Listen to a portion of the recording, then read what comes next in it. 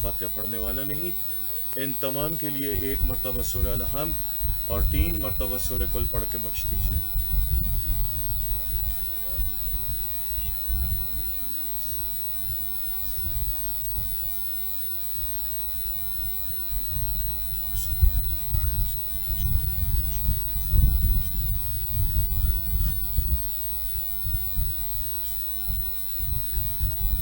اعوذ باللہ من الشیطان الرجیم، بسم اللہ الرحمن الرحیم، الحمد للہ رب العالمین، والصلاة والسلام علی اشرف الانبیاء والمرسلین، خاتم النبیین، رحمت للعالمین، بالقاسم محمد۔ اما بعد فقد قال اللہ تبارک وتعالی فی کتابہ المحکم وفی کتابہ الحکیم، بسم اللہ الرحمن الرحیم، ایاک نعبد و ایاک نستعین۔ عزیز دوستو، سورہ الحمد کی جس آیت کی تلاوت کا شرف حاصل کیا، ایاک نعبد و ایاک نستعین، آسان سا اس کا مطلب ہے کہ رب العزت تیری عبادت کرتے ہیں اور تجھی سے مدد طلب فرماتے ہیں۔ سورہ الحمد نماز میں پڑھتے ہیں، ابھی فاتحہ میں پڑھ لی، اور یہ سورہ الحمد کی اہمیت دیکھیں تو پروردگار کو اتنا پسند کہ بغیر سورہ الحمد کی نماز کو قبول کرتا نہیں۔ اب اس سورہ الحمد میں ہم بار بار اگر غور و فکر سے دیکھیں تو خداوند قدوس نے در حقیقت ہماری دعاؤں کا ایک مجموعہ بنا کے رکھا۔ ہم دن میں نہ جانے کتنی مرتبہ سورہ الحمد پڑھتے ہیں اور یہ اقرار کرتے ہیں کہ ایاک نعبد و ایاک نستعین، تیری عبادت کرتے ہیں اور تجھ سے مدد مانگتے ہیں۔ کیا واقعی میں ہم پروردگار کی عبادت کر بھی رہے ہیں یا نہیں؟ زبان سے کہہ دینا بہت آسان ہے دوستو، عملی کر کے دکھانا بڑا مشکل ہے۔ بس یہ مختصر سی گفتگو کے اندر تھوڑی سی مولا کائنات کے بارے میں، تاکہ سمجھ میں آ جائے کہ صرف زبان سے یا علی مدد کہہ دینا کافی نہیں، جب تک عمل کے اندر یا علی مدد کی جھلک نظر نہ آ جائے۔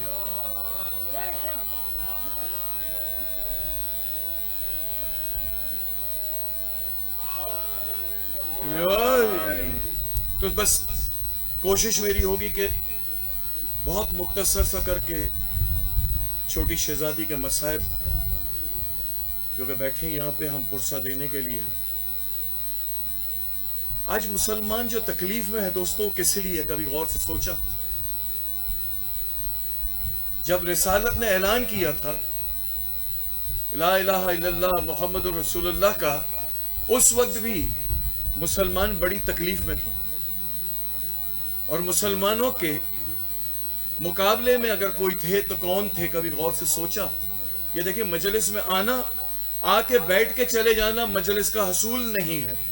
اس مجلس میں آنا، آ کے بیٹھنا اور یہاں سے ایک چیز لے کے جانا اصل مجلس عزا ہے۔ یہ مجلس عزا ہے۔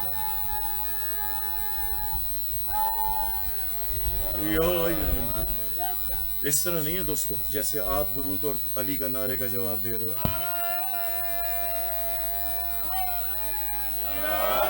جزاک اللہ۔ دیکھیں، زندہ قوم وہی ہے جو اپنے مولا کو خوشی سے یاد کرے۔ ٹھیک ہے؟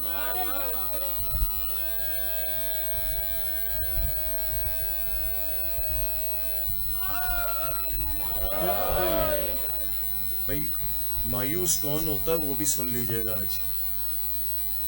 جو وہ شرما کے دیتا ہے نا علی کے نام کا، تو علامہ مجلسی کے ایک جملہ بتا کے آگے چلا جاؤں۔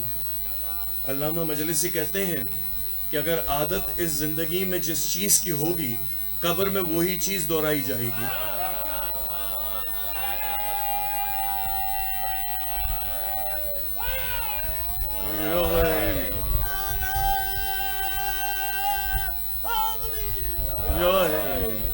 اگر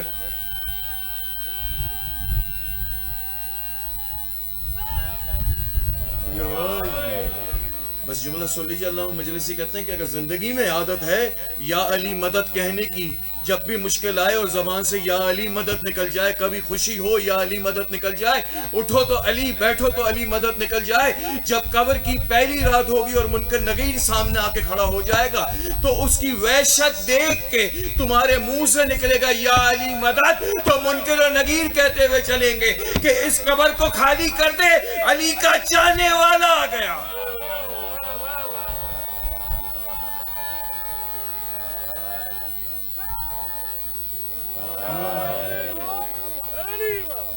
تو دوستو عادت ڈال لو اس سے پہلے کہ میرا مولا سجاد کہتا ہے کہ یہ ملک الموت سامنے آ کے کھڑا ہو جائے۔ ملک الموت آیا، در توبہ بند ہو گئی، ہر چیز بند ہو گئی، تو عادت ڈال لیں۔ یہ عزائے حسین یا انسان کو انسان بھی بناتی ہے، آنے والی کل کی زندگی کی راہ نجات بھی دکھاتی ہے۔ اب کیا ہے دوستو، کون تھا جب کلمہ میرے سرکار نے پڑھایا؟ 3 قومیں، ایک بت پرست جو آئے تھے مسلمانوں کے سامنے، ایک یہودی تھا جو آیا تھا مسلمانوں کے سامنے، اور ایک عیسائی تھے کہ جو آ کے کھڑے ہوئے تھے۔ یہ 3 قوم کے علاوہ کوئی چوتھی قوم دکھا دے تاریخ میں، کہیں نہیں ملتا۔ یہ 3 قومیں، بت پرست ہے، عیسائی ہے اور یہودی ہے۔ اور آج بھی اگر مسلمانوں کا خطرہ ہے تو بت پرست سے ہے، عیسائی سے ہے، یہودیوں سے ہے۔ یہی ہے نا؟ اور کون سی قوم ہے کہ جو مسلمانوں کے خلاف؟ آج بھی 3، اس وقت بھی 3۔ تو میری بات یہ ہے کہ اس وقت کس طریقے سے مسلمان غلبہ پا گیا۔ بھئی مسلمان غلبہ پایا تو آج تک اسلام حق ہو گیا۔ جب تک سمجھیے گا غور سے دوستو، جہاں میں لانا چاہ رہا ہوں، آج بھی مسلمانوں کو یہی 3 قومیں تنگ کر رہی، یہودی ہے، عیسائی ہے یا بت مذہب ہے۔ اس کے علاوہ کوئی اور قوم ہے دنیا میں؟ نہیں ہے دوستو۔ یہ 3 آج بھی دشمن ہے، اس وقت بھی دشمن تھی۔ تو بھائی کیا طریقہ تھا؟ اللہ کے رسول نے کیا کیا کہ مسلمان غالب آ گیا؟ تو دوستو آئیے تاریخ اٹھاتے ہیں۔ میں کچھ بھی نہیں پڑھ رہا، صرف تاریخ اٹھا کے رکھ رہا ہوں۔ سمجھ میں آ گیا تو مل کے نعرہ لگا دینا، تاکہ مجھے بھی پتا چلے کہ جو میں سمجھانا چاہ رہا ہوں وہ آپ کے سمجھ میں آ رہا۔ اس زمانے میں جو بت مذہب تھا، اس کا مقابلہ کرنے کے لیے اس کو اللہ کا رسول لے کر آیا کہ جس نے کعبے کے بتوں کو گرا کے بتلایا۔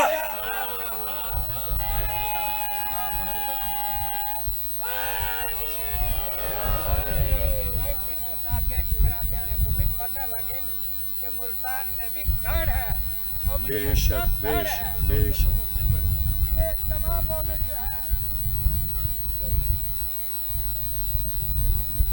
یہ تمام مومن جو ہے نا، جب ذبح ہو کے نعرے کا جواب آنا چاہیے، اور اتنے جوش اور جذبے کے ساتھ آواز ہے کہ جو دل سے آواز نکلنی چاہیے۔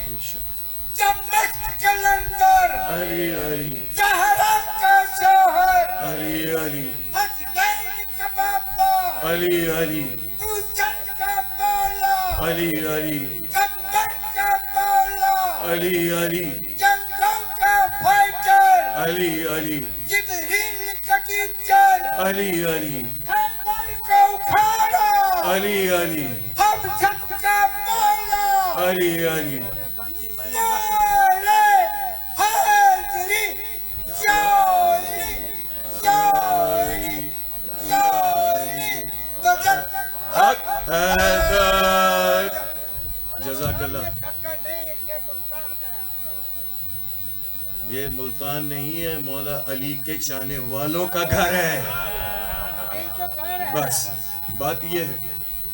یا علی، اس وقت بہت تھے، بڑی مجبوریاں ہیں، مگر پھر بھی اس وقت بہت تھے، مگر رسول نے منتخب کیا ایک کو، اس لیے کہ باقی اگر بت توڑنا چاہتے تو شرما جاتے۔ ایک ہی تھا جس نے بت کو توڑا۔ اس کے بعد دوسرا مقابلہ، ईसाइयों के साथ, है ना। कहाँ हुआ? खैबर के ऊपर हुआ। भाई पहले दिन भी गए नाकाम हुए, दूसरे दिन भी गए नाकाम हुआ, तीसरे दिन भी गया नाकाम हुआ। जब मुसलमान नाकाम होता रहा तो अल्लाह के रसूल ने कहा अब अलम उसको दूंगा।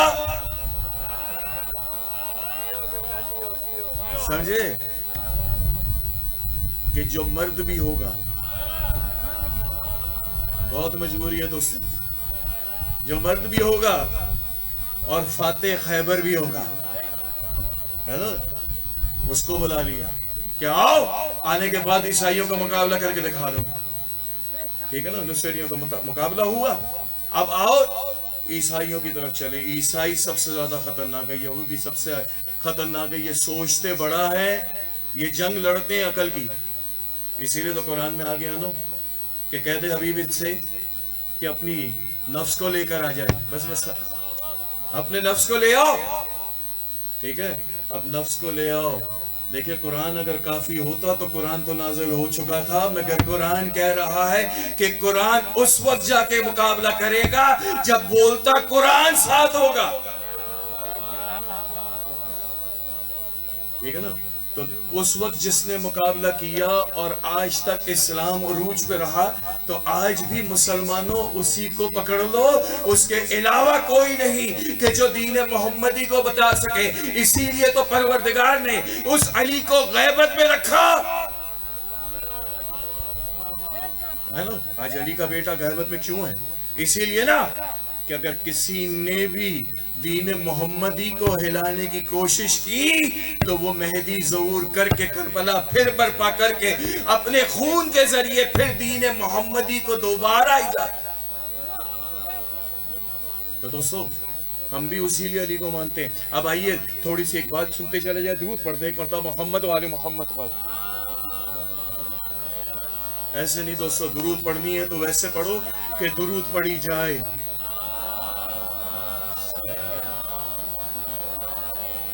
इसलिए दोस्तों कि जैसे हम लोग आज बैठे, मैं काफ़ी देर से बैठा हुआ वो देख रहा था, तो वो ये रहा था कि ज़ाकिरीन आ रहे थे, एक दूसरे से मिल रहे थे। कुछ कहाँ पढ़े थे वहाँ पढ़े थे, कहाँ मिले थे वहाँ मिले थे। जो मेरे दोस्त थे वो बता रहे थे आपको इधर मिले थे। तो एक दूसरे से मुलाकात होती है ना, नमाज में जाते हैं तो मुलाकात होती है, जुलूस में जाते हैं तो मुलाकात होती है, फिर याद रहता है। अब अगर जुलूस आ जाए और उस जुलूस में वो साफ ना हो तो हम एक दूसरे को पूछते हैं कि वो हमारा मातमी साथी कहाँ है। पूछते हैं ना दोस्तों, है ना, पूछते हैं ना। तो जब आप और मैं दुरूद पढ़ते हैं ना तो हमारा साथी होता है पाक परवरदिगार। और जब रोज़े महशर उसके दरबार में जाके खड़े होगे तो मेरा ईमान है कि परवरदिगार मलाइका को कहता हुआ नजर आएगा, मलाइका आराम से करना, ये वो है जो मेरे साथ मिलके दुरूद पाक पढ़ा करता था।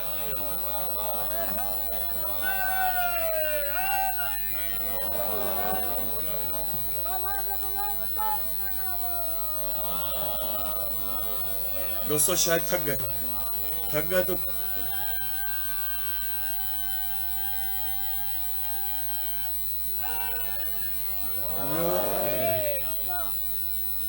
चलिए रूह को ताज़ा करें। और रूह को ताज़ा करने के लिए सिवाय मुश्किल खुशा अली के कोई दामन है ही नहीं, है ना। अब आइए, पढ़ना कुछ चाह रहा था, थोड़ा सा तब्दील कर लेता हूँ। इब्न ज़ियाद कोई तारुफ का मोहताज नहीं है ना। सब मिलके दो ना, इबादत है दोस्तों। ठीक है ना, दुश्मनाने मोहम्मद और आले मोहम्मद पर लानत ऐसे होती है। इसे कहा जाता है तबर्रा। डरता वो है कि जिसका कोई संभालने वाला ना हो। अरे हमारा मालिक गैबत में बैठा हुआ हमारी हिफाजत कर रहा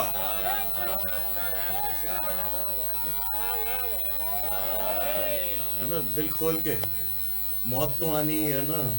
मौत तो इस तरह है ना कि जैसे बहलूल करता था, जब दिल चाहता है मर जाता हूँ, जब दिल चाहता है उठ के आ जाता हूँ, क्योंकि मलिकुल मौत मेरा दोस्त है ना। तो बहलूल कर सकता है तो हम अली के मानने वाले क्यों नहीं कर सकते। बहरहाल आइए उस लानती के दरबार में ले जाऊं, बहुत काटते हुए। तो आइए कि अभी आ जाएगा रबीउल अव्वल, और रबीउल अव्वल में दाई हलीमा है ना, आता रहेगा ना। दाई हलीमा गोद में तेरे चांद सा, है ना, सरकार की शान में आता चला जाएगा ना। सरकार की दाई है, सरकार की दाई की बेटी है, جس کا نام ہے ہیرا. یہ تاریخ میں بیٹھی کوفے میں رہتی تھی یہ ہیرا, اور پکی علی ولی اللہ والی تھی.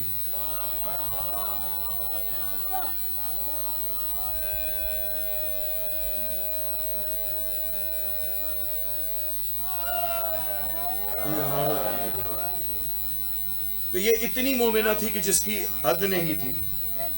اب میں بہت کاٹتے ہوئے لے جاؤں گا, مجبوری ہے دوستو.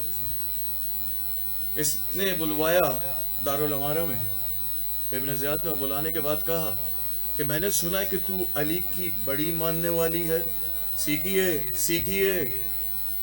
اتنے آرام سے جنت نہیں ملے گی کہ جتنا سمجھ لیا کہ جنت ہماری ہو گئی.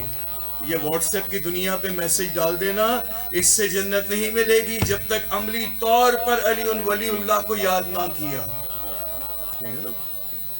کہا کہ میں نے سنا ہے کہ تو علی کو سب سے اوپر رکھتی ہے, تو علی کو سب سے اوپر رکھتی ہے. اس نے کہا ایک کے علاوہ. کہا کس کے علاوہ؟ کہا میرے سرکار محمد مصطفیٰ کے علاوہ علی سب سے اوپر. کہا یہ بات ہے؟ کہا ہاں. اب میں بہت تیزی میں جاؤں گا, بہت کچھ بیچ میں سے کھا جاؤں گا. میں کہ سمجھانے کی حد تک کوشش کروں گا کہ یاد رہے کہ ذاکر نے کچھ پڑھا تھا. ٹھیک ہے نا. ہوا یہ کہ دوستو جب اس سے پوچھا تو اس نے کہا ہاں. کہا تو ثابت کر سکتی کہ علی سب سے بڑا ہے؟ کہا اس میں شک ہے؟ کہا میرے لیے تو شک ہے. کہا کہ اچھا پھر؟ کہا کہ تو اس طرح کر کے مجھے کچھ دلائل دے دے قرآن کی روشنی میں. کس سے بول رہا ہے؟ علی والے سے بول رہا ہے کہ قرآن سمجھا دے. علی والا مدینۃ العلم کے دروازے والوں کو کہہ رہا ہے کہ قرآن سمجھا دے. ہیرا نے کہا ٹھیک ہے. کہا اب آپ سنتے چلے جائیے. یہ ہیرا کہہ رہی ہے کہ آدم سے اوپر میں نے علی کو اس لیے رکھا کہ پروردگار نے آدم کو جنت میں بھیجا, کہا کہ سب چیزوں کی اجازت ہے, اس درخت پہ نہ جانا اور اس کے دانے کو نہ کھانا. ہاں گیہوں کو منع کر دیا نا کہ گیہوں کو نہ کھانا, باقی جو دل چاہے پوری جنت تیری. مگر آدم نے اللہ کی نہ مانی اور اس گندم کے دانے کو چکھ لیا ہے نا, اللہ کے نہ مانی. کہا میرا مولا علی وہ ہے کہ جس کو منع نہیں کیا پروردگار نے کہ گندم نہ کھانا. ساری زندگی اٹھا کے دیکھ لے, علی نے کبھی گندم کو ہاتھ نہ لگایا, جب بھی کھایا جو کی روٹی کھا کے بتلائی.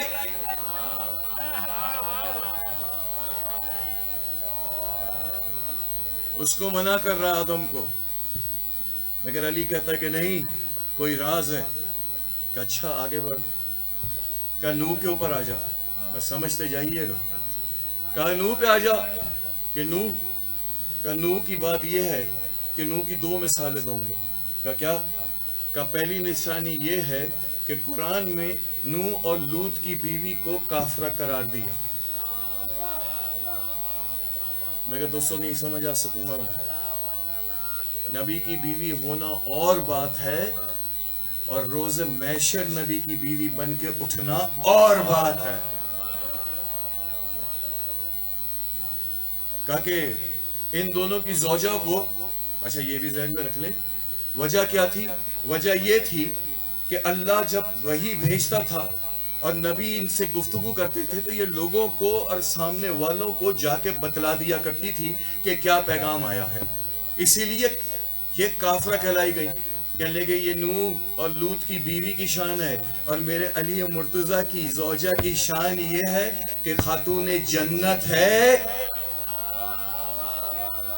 اور بتاؤں, میرا مولا سید کہتا ہے چلے آپ ہی کے شہر کے شہید علامہ ناصر عباس صاحب کے جملے یاد آ گئے.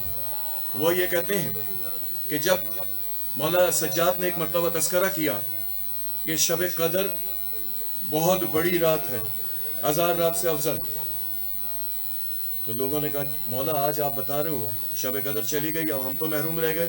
میرے مولا سجاد فرماتے محروم نہیں رہے, اللہ نے اس کے بدلے ایک اور طریقہ بتلایا ہے. کہا کیا بتلایا ہے؟ کہا روزانہ رات کو جب سویا کرو تو قاتل زیدہ پہ لعنت دے کے سویا کرو. پروردگار پوری رات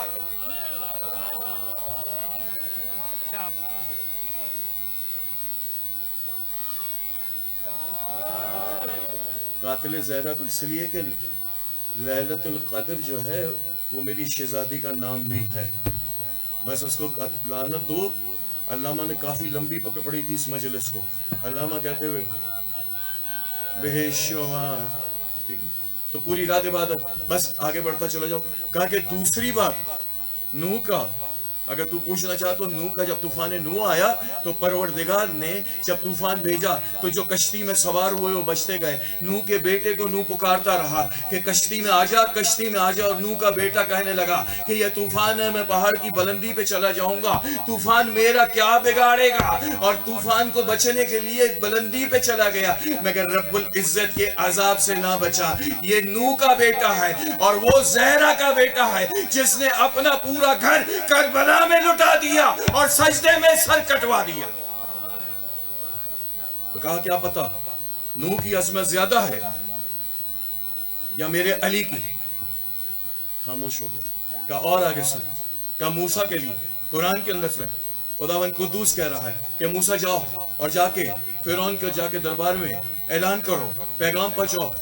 حضرت موسیٰ علیہ السلام کہتے ہیں پروردگار مجھے ڈر لگ رہا، پروردگار مجھے ڈر لگ رہا۔ کہا کیوں؟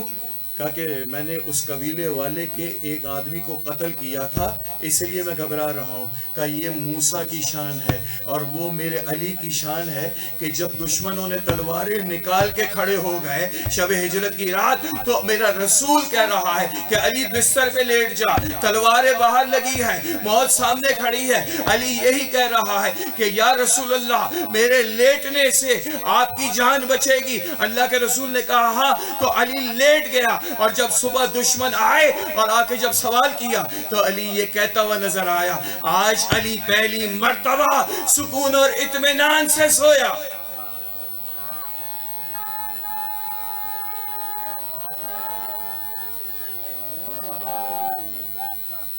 کہا کہ علی کی شان دیکھ۔ بس دوستو اس کے بعد بہت ہے، بہت کچھ ہے مگر اتنا وقت نہیں ہے، بس ایک سن لیجئے، ایک مرتبہ درود مل کے سب پڑھ دیں محمد و آل محمد پر۔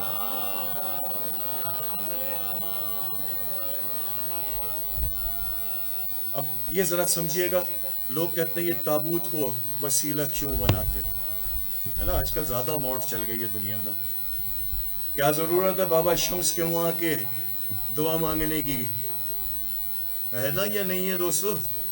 جس کے دربار پہ بیٹھے ہو میں اسی کی بات کر رہا ہوں۔ لوگ کہتے ہیں کیا ضرورت ہے محمد اور آل محمد کے وسیلے کی، بس اس واقعے کو سمجھیے گا، میں رک کے ضرور سمجھاؤں گا، ٹھیک ہے نا؟ قرآن سے لے کے چل رہا ہوں۔ حضرت عمران، سورہ آل عمران پہ چلیے گا، تفسیر پڑھیے گا، ساری چیزیں جو میں بول رہا ہوں سب نظر آتی چلی جائے گی۔ اور یہ بھی میں چلیے بتاتا چلا جاؤں کہ اس میں سے کچھ باتیں میں قبلہ علامہ اظہر الحسن زیدی مرحوم اللہ ان کے درجات کو بلند کرے، ان کی کتابوں سے بھی میں لے رہا ہوں۔ کہتے ہی ہے کہ جب عمران علیہ السلام کے وہاں امید ہوئی تو انہوں نے منت مانی کہ پروردگار میرے وہاں جو اولاد پیدا ہوگی میں تیرے نام پہ اسے وقف کر دوں گا، میں وقف کر دوں گا۔ نبی آپ کے اور میری طرح نہیں ہوتا دوستو کہ آج وعدہ کر لے اور کل وعدے سے پلٹ جائے، وہ نبی نہیں۔ وقت گزرا، جب اولاد ہوئی تو پتہ چلا بیٹی ہوئی، جس کو آپ اور ہم بی بی مریم کے نام سے پہچانتے ہیں، خدا نے بیٹی عطا کر دی۔ اس زمانے میں حضرت زکریا علیہ السلام نبیوں کے امام تھے، یہ سب میں قرآن سے لے رہا ہوں، کہیں یہاں وہاں کی باتیں نہیں۔ حضرت زکریا نبیوں کا امام۔ رمضان میں اکثر یہ چیزیں بسوں میں کیسٹ لگی ہوتی ہے تفسیر قرآن کے اندر، ہے نا، اس میں یہ ساری چیزیں اردو میں چلتی رہتی، کبھی غور سے سننا چاہیے، کون بول رہا ہے وہ نہ دیکھو، کیا بول رہا ہے وہ سمجھنے کی کوشش کر لو، ہے نا۔ تب کہتے ہیں کہ حضرت زکریا نبیوں کا امام تھا۔ جب مریم تھوڑی سی بڑی ہوئی تو حضرت عمران ان کو لے کر آ گئے زکریا کے پاس۔ اچھا، حضرت زکریا کا اور حضرت عمران کا ہم زلف کا رشتہ تھا، دونوں کی زوجائیں بہن تھیں، ٹھیک ہے۔ اس کے ناطے مریم کے خالو ہوئے حضرت زکریا علیہ السلام۔ مریم کو لے کے پہنچے، حضرت عمران نے آ کے کہا کہ میں نے منت مانی تھی اور یہ میں لے کر آ گیا ہوں. اب یہ میں لے کر آیا ہوں, اس کی میں نے تو اللہ کے نام پہ وقف کر دی, کہا کہ اس سے بھی لے جاؤ.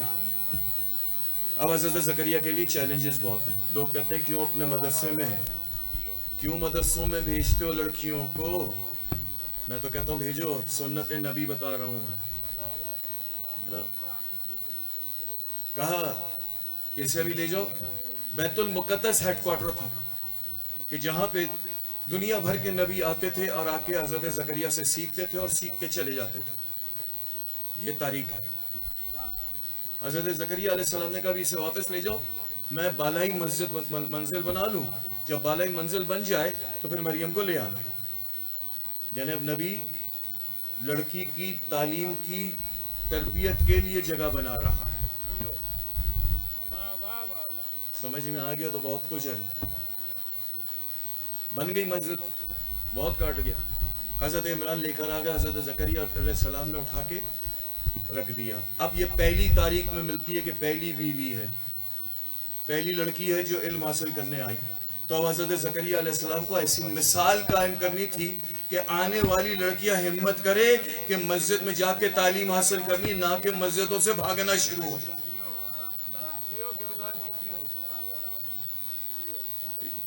اب ہوا کیا دوستو, یہ رکھی نبی سمجھاتے رہے, اور اب نبی توجہ بھی دے رہا ہے کہ پہلی لڑکی ہے, خالو ہے تو پیار بھی ہے.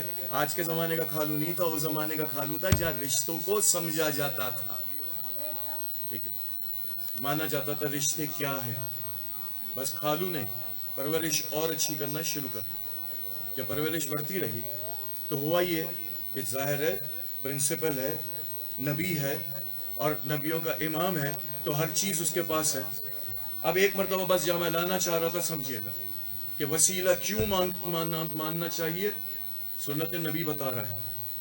حضرت زکریا علیہ السلام پوری زندگی اولاد کی دعا مانگتا رہا, اور حضرت زکریا کو اولاد نہیں ہوئی. یہاں تک کہ لوگوں نے حضرت زکریا, قرآن کے جملے لے رہا ہوں, تفسیر میں پڑھیے گا, ساری چیزیں مل جائیں گی, تھوڑا سا نیٹ پہ گھسی جائیے گا, سب کچھ آ جائے گا سامنے. حضرت زکریا علیہ السلام اس عمر کے اس جگہ پہنچ گئے کہ جہاں اب اولاد کی امید نہیں ہے,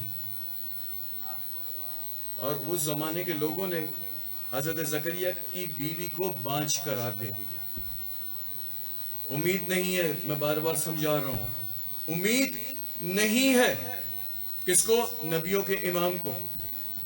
اب یہ نبیوں کا امام ایک مرتبہ حضرت مریم کے کمرے میں آیا, حجرے میں آیا اور آ کے بیٹھا, اور آ کے جب بیٹھا ہے اور بیٹھ کے جب دیکھنے لگا ہے اور جب دیکھتا رہا تو پتہ یہ چلا کہ بن موسم کا جو پھل ہے وہ سب کے سب بی بی مریم کے کمرے میں ہے, اور ایسی خوشبو خانے سے آ رہی ہے جو اس سے پہلے کبھی مریم کے کمرے کے علاوہ حضرت زکریا نے نہیں دیکھی, نبیوں کے امام نے نہیں دیکھی. وہ خوشبو آ رہی. ایک مرتبہ وہاں پہ حضرت زکریا نے سوال کیا, مریم یہ کھانا کہاں سے آیا؟ کہا یہ میرے رب نے بھیجا, یہ میرے رب نے بھیجا.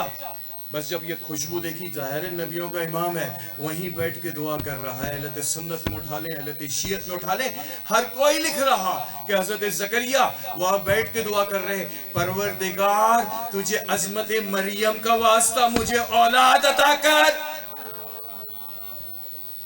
تجھے عظمت مریم کا واسطہ مجھے اولاد عطا کر. اور رب العزت نے بھی کہا تو نے مریم کا واسطہ دیا, دیکھ واسطوں کو ہم مانتے ہیں. اللہ نے اولاد بھی عطا کی اور وہ بھی بیٹا دیا, اور بعد میں وہ نبی بن گیا, ہے نا. یعنی وسیلہ اگر اپنا جملہ کہہ دوں پاورفل ہو نا تو ہر نہ ہونے والی چیز ہو جائے. یہ تو زکریا اور مریم کی بات ہے, مجھے یہ بتلاؤ زہرا کا واسطہ دے کے کوئی مانگے تو,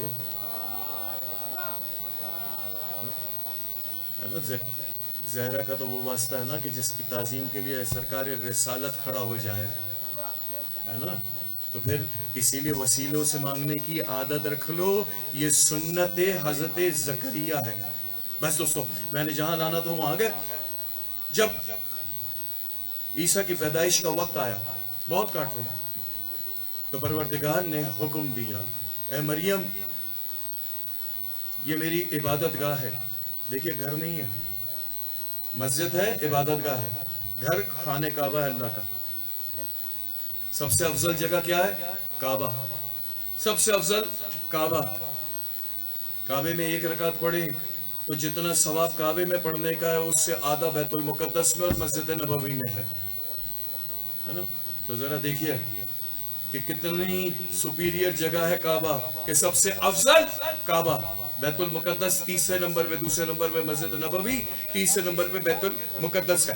بس دوستو، اب ہوا کہ مریم کو حکم ہوا کہ مریم یہ میری عبادت گاہ ہے، کوئی زچا کھانا نہیں، اسے خالی کر دے. اور مریم علیہ السلام گھر کو خالی کر کے چلی گئیں. اور وہاں پر شب ولادت مولا کائنات جب فاطمہ بنت اسد کعبے کے حدود میں آ کے کھڑی ہوئی تو پروردگار کہتا ہوا نظر آیا، اے فاطمہ گھر کے اندر آ جا.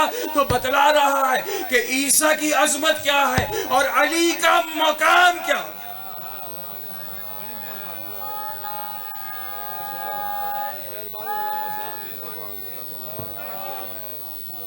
سب مل کے درود پڑھتے ہیں محمد والے محمد کو.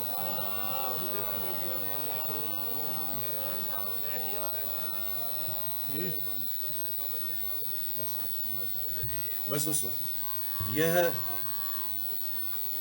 ہے میرا ولی. اسی کے وسیلے سے مانگنا ہے اور علی سے مانگنا ہے نا تو کربلا والوں کا واسطہ دے کے مانگنا. دل کھول کے پوچھتا دینا دوستو. اس بچی کا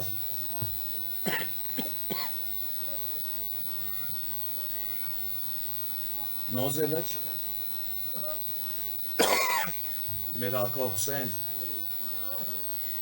عبادت کر رہا اور دوران عبادت میرے آقا نے دیکھا اور ایک مرتبہ سلام کا جواب دیا. جس خیمے میں میرے مولا عبادت کر رہے تھے اس خیمے کے اندر میری بڑی شہزادی زینب اور میری چھوٹی شہزادی سکینہ بھی موجود تھی. بڑی شہزادی زینب نے دیکھا کہ کوئی آیا نہیں، کوئی گیا نہیں، اور میرے بھائی حسین نے سلام کا جواب کیسا دیا. ایک مرتبہ جب حسین عبادت سے فارغ ہوئے میری بڑی شہزادی نے پوچھا، بھائی کس کے سلام کا جواب دیا؟ میرا آقا حسین فرماتا ہے، بہن میں نے میرے سفیر مسلم کے آخری سلام کا جواب دیا. ایک مرتبہ میرے مولا حسین فرماتے ہیں کہ زینب جاؤ مسلم کی یتیموں کو بلا کے لے آؤ. ابھی میرے دوست شہزادی کی باتیں کر کے اسی کو جوڑا، کہا کہ مسلم کی یتیموں کو لے آؤ. تاریخ میں ملتا ہے کہ مسلم کی یتیمہ جو دو، ان دونوں کی عمر بھی میری چھوٹی شہزادی سکینہ کے برابر کی ہے. بس دوستو، وہ دونوں بچیاں آئی، حسین علیہ السلام نے اپنے گود میں دونوں بچیوں کو بٹھایا اور سر پہ شفقت سے ہاتھ پھیرنا شروع کر دیا، رخساروں کے بوسے دینا شروع کر دیے. اور ایک مرتبہ کہتے ہیں، بہن زینب جاؤ تبرکات کا صندوقچہ لے آؤ. تبرکات کا صندوقچہ لایا گیا، اس میں سے گوشوارے نکالے گئے، مسلم کی یتیمہ کے کانوں میں گوشوارے پہنائے گئے. میری ننھی شہزادی سکینہ اس منظر کو دیکھ رہی، کونے میں بیٹھ کے دیکھ رہی. جب بڑی شہزادی گزری ہے نا تو ایک مرتبہ پھوپھی کے کرتے کے دامن کو تھام کے کہتی ہیں، پھوپھی اماں کیا بات ہے، آج میرا بابا میری بہنوں کے ساتھ بڑے شفقت سے پیش آ رہا. میری بڑی شہزادی فرماتی ہیں، سکینہ تمہاری بہنیں یتیم ہو گئی، آپ کے چچا مارے گئے. دوسرا سوال میری شہزادی کہتی ہے، پھوپھی اماں کیا یہی حکم ہے؟ میری بڑی شہزادی فرماتی، ہاں سکینہ حکم یہی ہے، شریعت محمدی یہی کہتی ہے کہ جب کوئی بچی یتیم ہو جائے تو اس کے سر پہ شفقت سے ہاتھ پھیرا جائے، اس کے کانوں میں گوشوارے پہنایا جائے، ان کے رخساروں کے بوسے لیے جائے۔ بس دوستو میری ننھی شہزادی یہ چیز دیکھتی رہی۔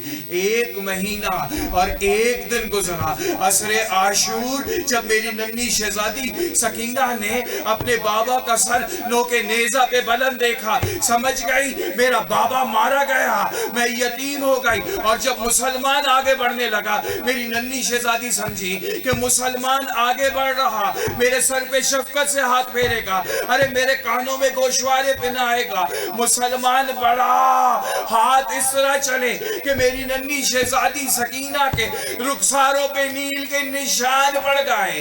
مسلمانوں نے کانوں سے بالیاں ایسے چھینی کہ خون ٹپکنے لگ گیا۔ میری شہزادی تڑپتی رہی۔ دوستو سنو گے، میری ننھی شہزادی کہتی ہے مجھے وہ وقت یاد آیا کہ جب میں نے میرے چچا عباس کو اجازت دلوائی تھی نا کہ بابا میرے چچا کو اجازت کیوں نہیں دیتے، تو مولا حسین نے یہی کہا تھا سکینہ اجازت دلواتی ہو تو دلوا دینا، مگر سکینہ جب تماچے پڑیں گے عباس یاد آئے گا، سکینہ جب کانوں سے بالیاں چھینی جائیں گی عباس یاد آئے گا، سکینہ جب کرتے کا دامن جلے گا عباس یاد آئے گا، سکینہ جب گلے میں رسن بندھیں گے۔ بس دوستو نہ جانے کیسے وہ رات کٹی جس رات کو شام میں غریبہ کی رات کہتے ہیں۔ ابھی ہمیں شام کے زندان تک کس طرح جانا وہ سوچیے۔ دوستو سنو گے 11 محرم کو یا 12 محرم کو یہ قافلہ چلا ہے کربلا سے۔ کیسے چلا ہے؟ حمید راوی لکھتا ہے کہ تمام بچوں کو اونٹ پہ بیویوں نے اپنے ساتھ سوار کر دیا۔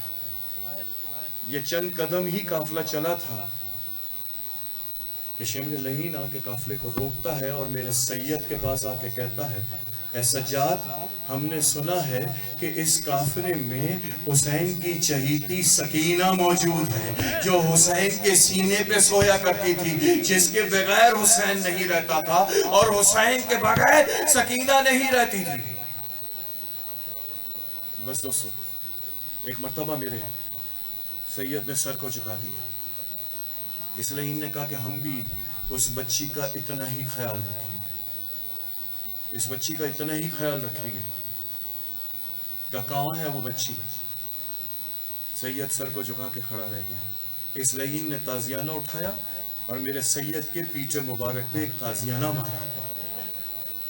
آپ تو ہائی کر رہے ہو نا، جس کو تازیہ لگا ہوگا اس پہ کیا بیتی ہوگی۔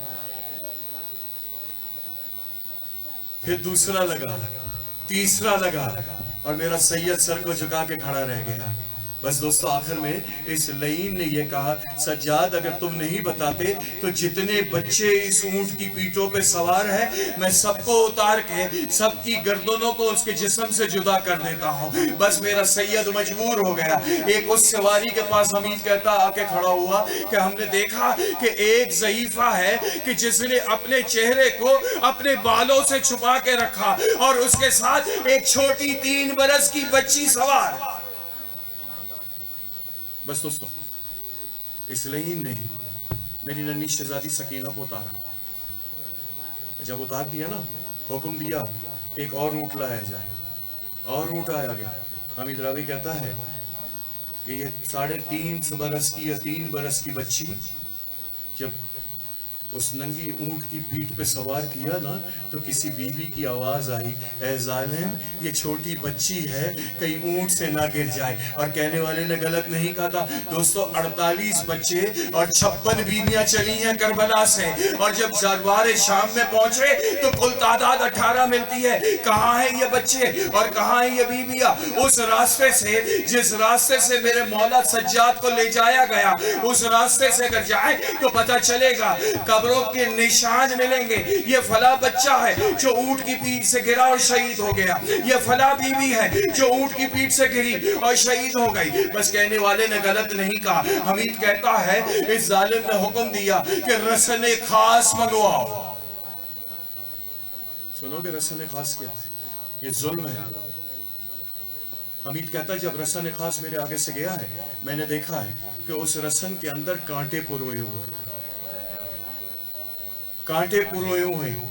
और जब कांटे पुरोए हुए हैं ना दोस्तों, तो एक मर्तबा इस लईन ने हुक्म दिया कि इस नन्ही बच्ची को इस ऊंट की नंगी पीठ के साथ इस कांटे भरी रस्सियों से बांधा जाए। और जब रस्सियों से बांधना शुरू किया है ना, तो मेरी नन्ही शहजादी यही कहती थी, चचा अब्बास मदद के लिए आओ, मौला मदद के लिए आओ। बस दोस्तों देखिए क्या जुल्म हुए। बस इसी तरीके से क्योंकि दूसरे ज़ाकिरीन को पढ़ना बहुत मुख्तसर कर दूं शहादत को, वो मकाम आ गया दोस्तों कि शाम के जिंदान में मेरी नन्ही शहजादी सकीना पहुंच गई। मेरी नन्ही शहजादी जब शाम के जिंदान में पहुंची है ना दोस्तों, तो अपने बाबा को याद करके रोया करती थी। कभी चचा अब्बास को याद करके रोती थी, कभी भैया अकबर को याद करके रोती थी, कभी भैया कासिम को याद करके रोती थी।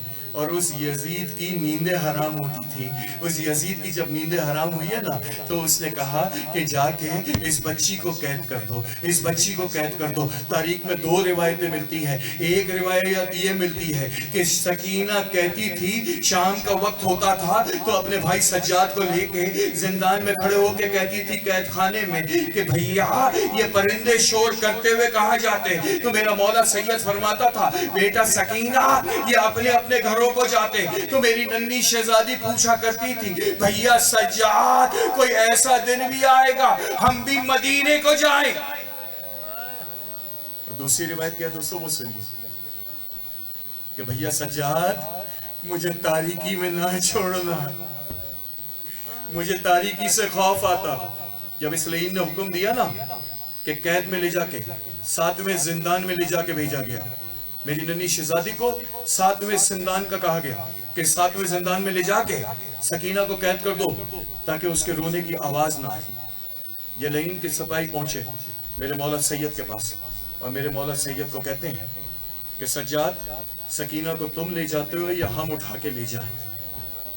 7वां जिंदान समझोगे दोस्तों, ये कमरा है, उस कमरे को खोद के दूसरा कमरा, दूसरे कमरे की जब नीचे फर्श पे चले जाओ उसको खोदो तो तीसरा कमरा, तीसरे के बाद चौथा, इस तरह 7वां कमरा। जब मुख्तार अमीर की जिंदगी पढ़ते हैं ना, तो अमीर फरमाता है कि मुझे उस जगह पे कैद किया गया था कि जहां सूरज की रोशनी नहीं आती थी, ना तारीकी का पता चलता था, ना दिन की रोशनी पता चलती थी। यह है 7वां जिंदान। मेरी नन्ही शहजादी सकीना को इस 7वें जिंदान में भेजा गया। मेरा सैयद कहता है सैयदजादी है, हाथ ना लगाना, पहले बड़े तमाचे खा चुकी। बस दोस्तों मेरे मौला सैयद आगे बढ़े, एक मर्तबा बढ़ के कहते हैं सकीना मेरी कमर पे आजा बेटा। सकीना तेरा भैया बड़ा मजबूर है। सकीना कमर पे गई, भाई के हाथों में हाथ डाला। मेरा मौला पहले जिंदान में उतरे, मेरा मौला जब दूसरे जिंदान में उतरा, जब तीसरे जिंदान में उतरा है ना, तो एक मर्तबा तीसरे जिंदान में बैठ गया और एक मर्तबा कहता है बेटा सकीना मुझे माफ कर देना। सकीना जंजीरों के जख्म इतने हैं बर्दाश्त नहीं हो रहा, सकीना थोड़ी देर मेरी कमर से नीचे उतर जा। सकीना जब नीचे उतरी है तो एक मर्तबा कहती है भैया सज्जाद मुझे तन्हाई में ना छोड़ना। बस दोस्तों कहा कि मुझे तन्हाई में ना छोड़ना। मेरा मौला सज्जाद फरमाता है, बस 2 मिनट दोस्तों, मेरा मौला सज्जाद फरमाता है कि सकीना मैं बाहर बैठा, बस वो दिन भी आ गया दोस्तों कि ना जाने सरे हुसैन सकीना के पास गोद में कैसे आया।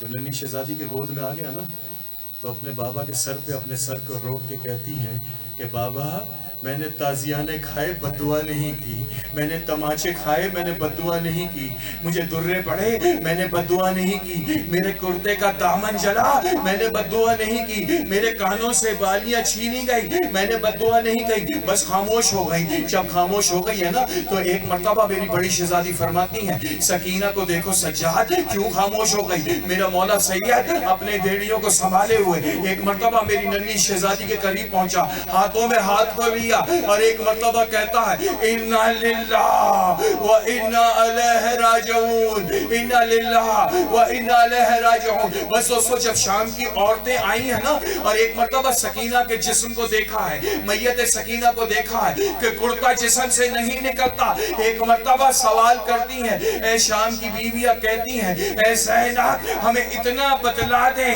اس بچی کی ماں تو زندہ نہیں۔ انا لعنت اللہ علی القوم الظالمین ربنا تقبل منا انک السمیع